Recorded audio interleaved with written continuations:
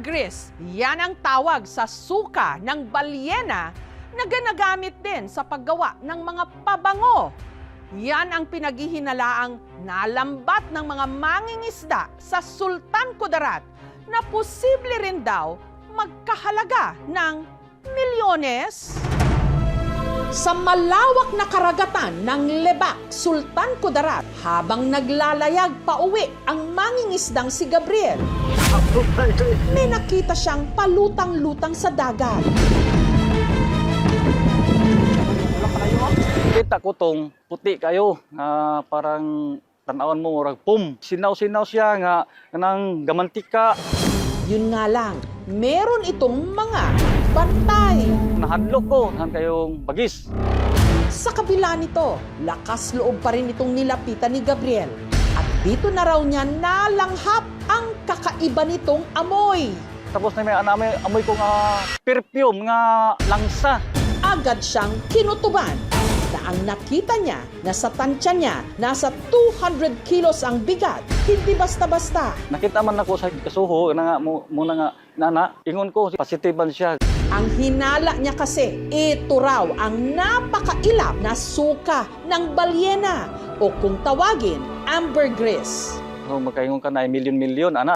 Ang problema, paano ito maiuuwi ni Gabriel? Nahadlok ko, nang kayong bagis. Anak ng pating. Dahil hindi kaya ni Gabriel na maiahon ang hinihinala niyang ambergris, Itong daan. iniwan muna niya ito sa laot. Uli ko, nagwa ako og backup. 4 po kami nagbalik sa laot. Pero dahil sa mga umaali-aligid na pating, nag-alinlangan sila. Ariyo, sa likod mo yan.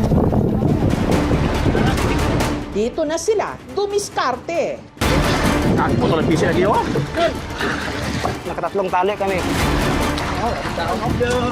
Sobrang laki ang mga pating, sir. Kung kumain, siyempre kami natakot kami. Baka ang bangka namin ba, baka kainin ng pating ba.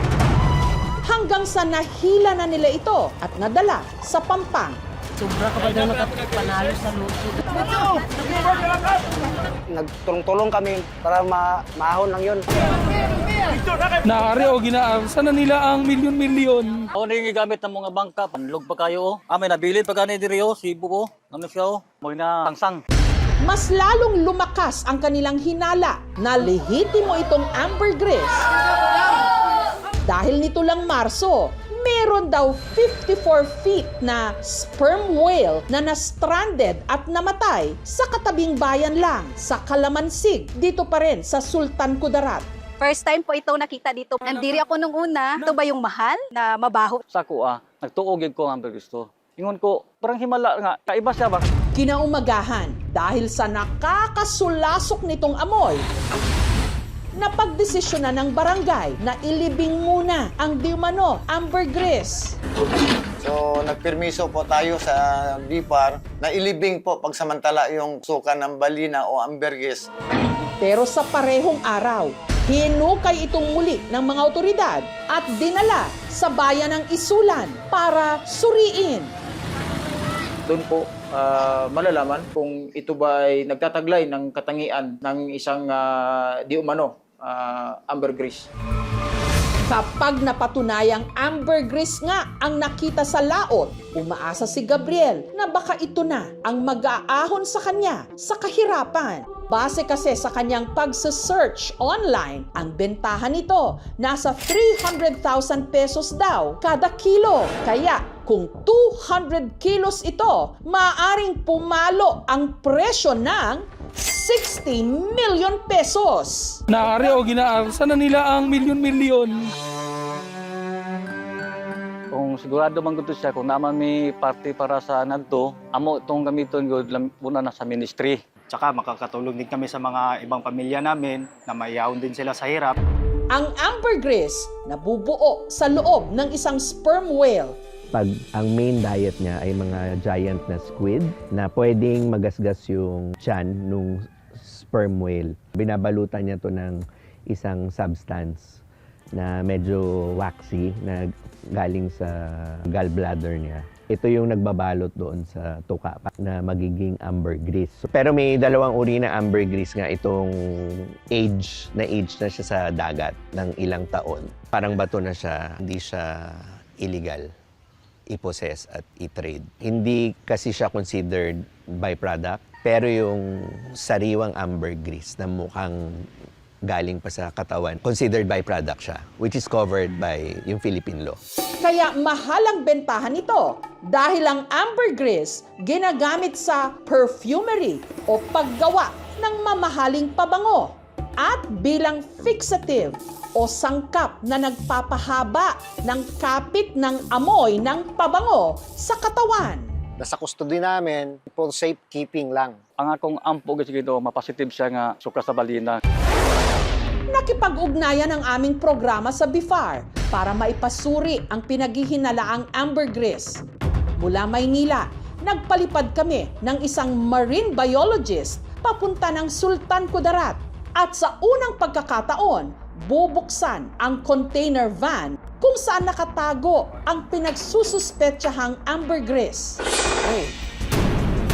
Ito na nga kaya ang mag-aahon sa mga mangingisda ng Sultan Kudarat mula sa kahirapan. I could already ascertain. Ano siya?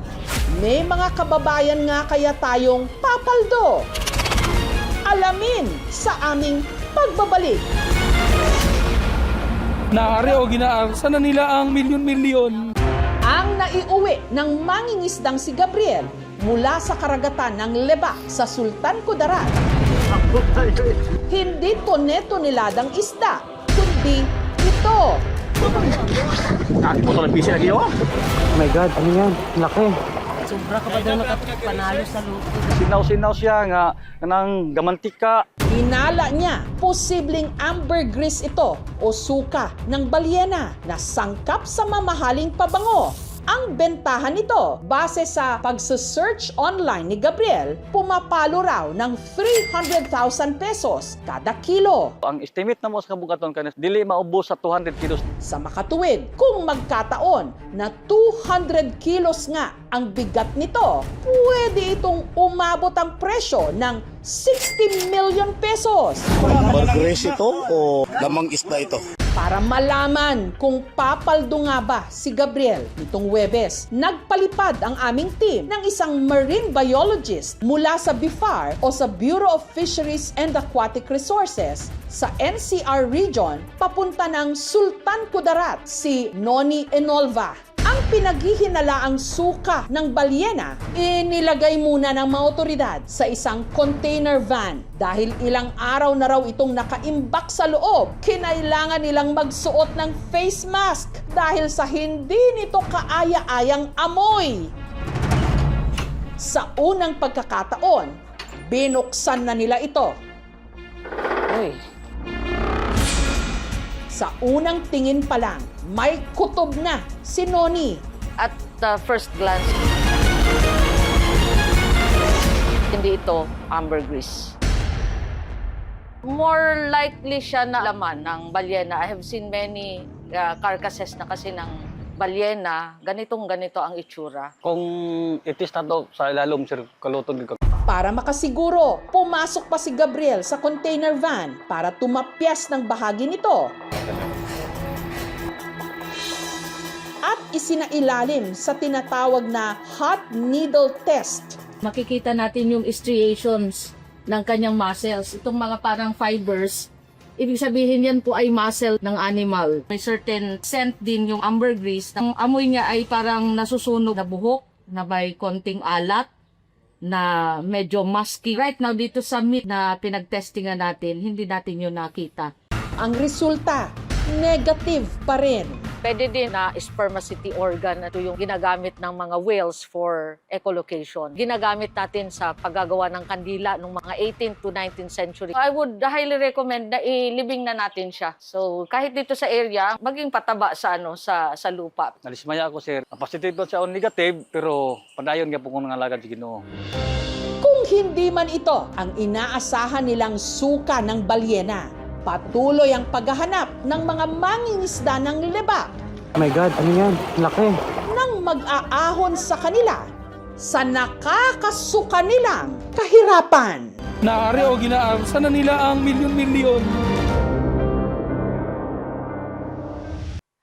Thank you for watching, mga kapuso. Kung nagustuhan niyo po ang videong ito, subscribe na sa GMA Public Affairs YouTube channel.